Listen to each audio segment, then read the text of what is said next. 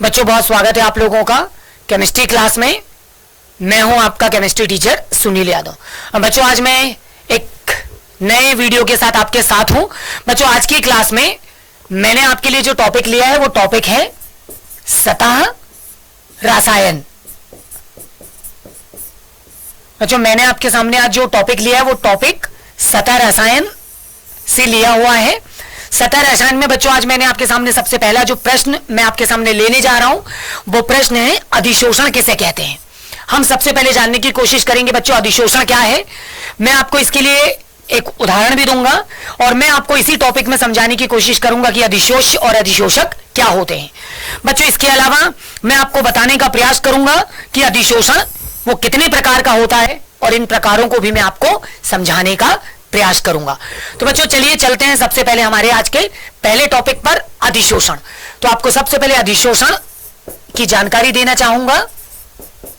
अधिशोषण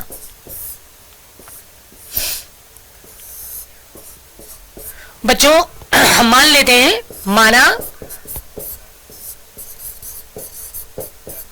हमारे पास एक नींबू है बच्चों मेरे पास, ठीक है। मान लीजिए मेरे पास ये एक इस तरह से एक नींबू है। मैंने क्या किया, उसको इस तरह से बीच से काट दिया आधा। बच्चों जब मैं उसको आधा काट दूंगा तो उसके आधी स्लाइस है ना जो मुझे दिखाई देगी वो कुछ इस तरह से दिखाई देगी। आधा कट जाने के बाद का जो हिस्सा आपके सामने दिखेगा वो कुछ इस तरह से होगा, ठीक है। इस तरह से ये दिखेगा आपको, ठीक है। ये नींबू है, बीच बीच में यहां पर इसके जो बीज होंगे वो भी दिखेंगे आपको और इस तरह से ये नींबू की स्लाइस दिखेगी, ठीक है। बच्चों ये नींबू है। अब मैं क्या बोलता हूं आपसे, ध्यान से समझिएगा मेरी बात को। बच्चों हम इस नींबू के कटे हुए पीस को, आधे पीस को कुछ समय के लिए 1 घंटे 2 घंटे, ठीक है, 1 दिन 2 दिन के लिए हम इसी तरह से अपने इन्वायरमेंट में, अपने वातावरण में क्या कर देते हैं, इसको खुला छोड़ देते हैं। कुछ समय बाद आप देखेंगे तो क्या होगा बच्चों, कुछ समय बाद आप जैसे ही देखेंगे तो हमारे वातावरण की जो धूल मिट्टी इत्यादि की जो अशुद्धियां हैं बच्चों, ये आकर क्या हो जाएंगी, इस नींबू की सतह पर यहां पर आकर क्या हो जाएंगी, बैठ जाएंगी। किसकी अशुद्धियां बच्चों, धूल की, है ना, धूल मिट्टी, ठीक है, धूल मिट्टी रेत, ठीक है, ये सभी जो अशुद्धियां बच्चों ये आकर उसकी सतह पर बैठ जाएंगी। मेरी बात समझ में आ रही है। तो बच्चों मैं आपको जो बताने जा रहा हूं उसको बहुत अच्छी तरह से समझिए। थोड़ी देर के लिए अगर मैं आपसे कहूं कि मेरा ये जो नींबू का पीस है, इस नींबू के पीस को अगर मैं आपसे कह दूं कि ये मेरा अधिशोषक है, क्या है बच्चों, ये अधिशोषक है। और ये जो धूल मिट्टी इत्यादि के जो पदार्थ हैं, ये इत्यादि जो पदार्थ हैं ये मेरे अधिशोष्य हैं, ठीक है। बच्चों मैं आपको यह भी बताने की कोशिश कर रहा हूं कि नींबू को काटने के बाद उसकी सतह पर ये जो खुरदुरापन आप देख पा रहे थे ना, इन खुरदुरेपन को, ठीक है, मैं कहता हूं कि ये उसमें क्या पाई जाती है, मुक्त संयोजकता, ये उसमें पाई जाती है मुक्त संयोजकता। तो बच्चों अब मैं आपको बता रहा हूं कि जब किसी अधिशोषक की सतह पर, किसी अधिशोषक की सतह पर कोई अधिशोष्य आकर मुक्त संयोजकताओं की सहायता से क्या हो जाता है, जम जाता है, निर्क्षेपित हो जाता है ना, तो ये घटना क्या कहलाती है बच्चों, ये घटना कहलाती है अधिशोषण, ठीक है। ये मैंने आपको इस तरह से अधिशोषण के बारे में जानकारी दी, मैंने आपको अधिशोषण समझाया। अब मैं आपको इसका पूरा डेफिनेशन जो है वो एक बार रिटर्न करके बता देता हूं। तो बच्चों ध्यान से समझिए अधिशोषण के लिए मैंने क्या कहा। अधिशोषण बच्चों मैंने कहा जब किसी अधिशोषक की सतह पर मुक्त संयोजकताओं की सहायता से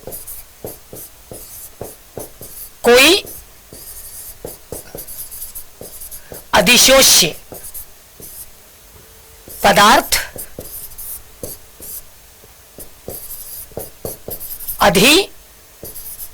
अधिशोषक की सतह पर जमता, या अपन बोलते हैं निर्क्षेपित, निर्क्षेपित होता है, निर्क्षेपित होता है या जमता है। तो यह घटना, यह घटना, तो बच्चों ये घटना क्या कहलाती है? ये घटना कहलाती है अधिशोषण। बच्चों अधिशोषण के बारे में एक महत्वपूर्ण चीज, अधिशोषण, अधिशोषण एक पृष्ठीय घटना है। बच्चों अधिशोषण एक पृष्ठीय घटना है। पृष्ठीय घटना है मतलब इसका सीधा सा अर्थ है जो केवल सतह पर होती है। कहां पर होती है? सतह पर। यानी कि हमने क्या किया, हमने नींबू को लिया और हमने उसको बीच से आधा क्या कर दिया, काट दिया, फिर हमने उसको कुछ समय के लिए खुला छोड़ दिया, तो उसे अपने वातावरण से धूल मिट्टी इत्यादि की अशुद्धियों को क्या कर लिया, अपने अंदर निर्क्षेपित कर लिया ना, अपने ऊपर जमा लिया, अंदर नहीं अपने ऊपर जमा लिया। अब उसकी सतह क्या हो गई, मलिन पड़ गई, गंदी हो गई। अगर उतनी सतह को हम काट कर अलग कर दे तो अंदर नींबू वापस कैसा होगा, वापस वही साफ होगा, यानी अंदर तो नहीं गई ना धूल मिट्टी इत्यादि की अशुद्धियां। इसीलिए बच्चों हमने यहां पर याद रखिए, हमने कहा कि जो अधिशोषण है वो एक पृष्ठीय घटना है, यानी वो केवल एक सतह पर होने वाली घटना है। इतना समझ में आ गया? तो बच्चों यहां पर बहुत अच्छी तरह से समझ लीजिए कि अधिशोषण की क्रिया में, ठीक है, क्या होता है और इसको हमने क्यों पृष्ठीय घटना कहा। बच्चों मैंने आपको बताया था कि मैं यहां पर आपको अधिशोषक के बारे में जानकारी दूंगा। बच्चों यहां पर अधिशोषक के बारे में समझिए कि अधिशोषक क्या है। तो सीधी सी बात है कि अधिशोषण की जो घटना है, अधिशोषण की घटना में जो पदार्थ कैसा होता है बच्चों, अधिकता, जो पदार्थ अधिकता में होता है, ठीक है, पहली बात, तथा जिस पर क्या पाई जाती है, मुक्त संयोजकता, संयोजकता, जिस पर मुक्त संयोजकता पाई जाती है, ठीक है, जिस पर मुक्त संयोजकता पाई जाती है, ऐसे पदार्थ को आप क्या बोलेंगे, अधिशोषक। हमने नींबू लिया, अधिशोषण की घटना में मैंने आपको नींबू का उदाहरण दिया, तो नींबू क्या हो जाएगा, वहां पर अधिशोषक हो जाएगा। बच्चों अधिशोष्य के बारे में भी आपको जानकारी दूंगा जल्दी से कि अधिशोष्य क्या है। अधिशोष्य, बच्चों आपने देखा कि अधिशोषण, अधिशोषण की घटना में, अधिशोषण की घटना में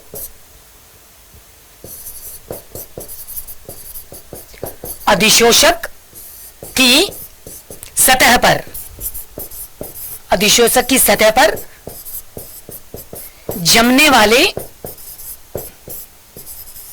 धूल, मिट्टी, ठीक है बच्चों, कंकड़, है ना, इत्यादि, इत्यादि को हमने क्या बोला है, हमने बोला है अधिशोष्य बोला है। ये अधिशोष्य कहलाते हैं, ठीक है बच्चों, तो ये अधिशोष्य कहलाएंगे। बच्चों यहां पर मैं आपसे बात करने वाला हूं अधिशोषण के प्रकार की, तो बहुत अच्छी तरह से समझिए और ध्यान दीजिए।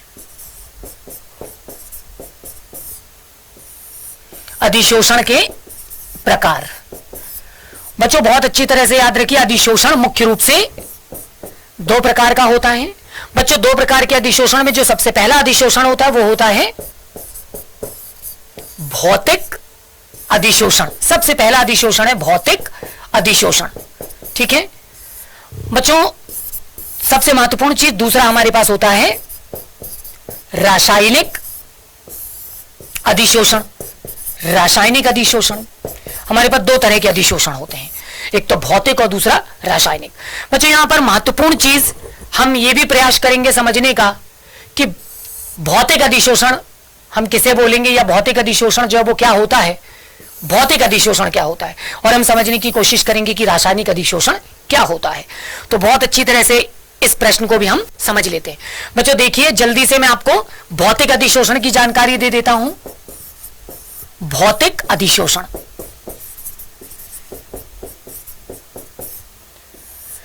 बच्चों बहुत आराम से और बहुत अच्छी तरह से समझ लीजिए कि अधिशोषण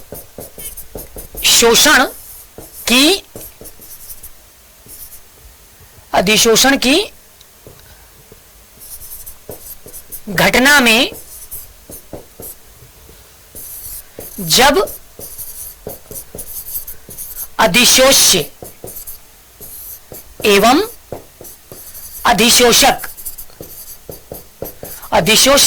अधिशोषक के बीच अति दुर्बल वंडर वॉल्स बल द्वारा बंधों का निर्माण कर अधिशोषक की सतह पर, ठीक है, सतह पर क्या होता है, जमता हो। तो बच्चों इस तरह का जब अधिशोषण होगा तो हम उसको क्या बोलेंगे, भौतिक अधिशोषण। बच्चों भौतिक अधिशोषण के बारे में आप ये भी याद रखिए कि भौतिक अधिशोषण में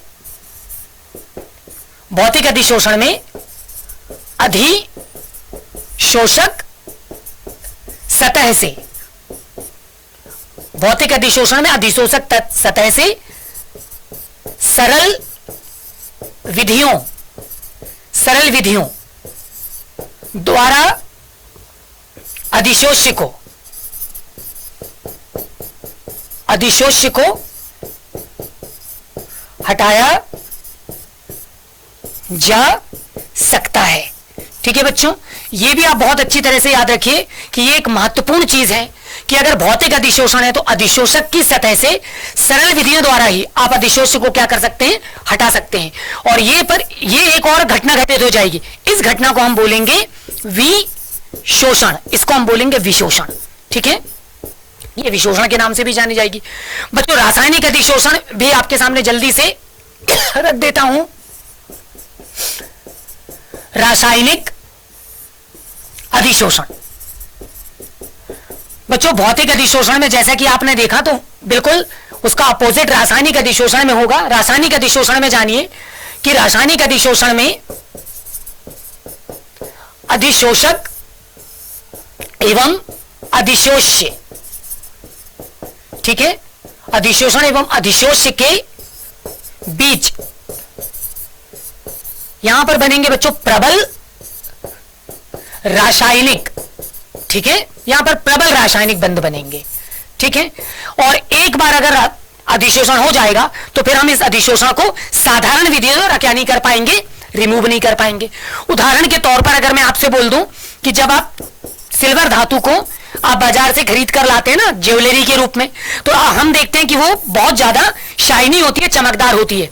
लगातार अगर हम उसका कुछ दिन क्या करते हैं, इस्तेमाल करते हैं ना, कुछ दिन इस्तेमाल करते हैं तो चांदी की सतह क्या पड़ जाती है, मलिन पड़ जाती है, क्योंकि वो हमारे वातावरण के मॉइस्चर है ना, पानी वगैरह की नमी से, वातावरण की जो हवा है उससे, कार्बन डाइऑक्साइड इत्यादि से ये क्रिया करने लगती है।